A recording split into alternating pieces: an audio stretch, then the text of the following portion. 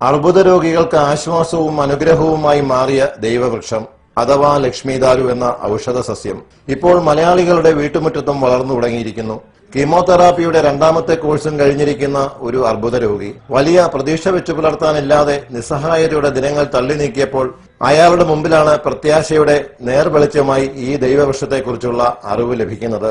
ഈ ഔഷധ സസ്യത്തിന്റെ ഇലകൾ ഉപയോഗിച്ചുള്ള പരീക്ഷണം കീമോതെറാപ്പിക്ക് വിധേയനായതുകൊണ്ട് സംഭവിച്ച മുടികൊഴിച്ചിൽ പൂർണ്ണമായും നിലച്ചു.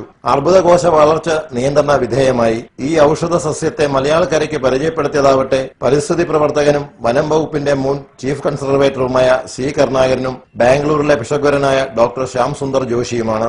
ആഫ്രിക്കയാണ് ഈ ദൈവവൃക്ഷത്തിന്റെ ജന്മദേശം. സൈമറുബേസി സസ്യകുടുംബത്തിൽപ്പെട്ട ഈ ഔഷധ ചെടിയുടെ ശാസ്ത്രീയ നാമം സൈമറൂമ ഗ്ലോക്ക എന്നാണ്. പ്രായപൂർത്തിയായ ചെടിയുടെ ഇലകൾ ഉണക്കിയ ശേഷം അതിട്ട് വെള്ളം തിളപ്പിച്ചാറ്റി കുടിച്ചാൽ അർബുദ രോഗികൾക്ക് ആശാവഹമായ പുരോഗതി ഉണ്ടാകുമെന്നാണ് ഈ ചെടിയുടെ വിതരണക്കാർ പറയുന്നത്.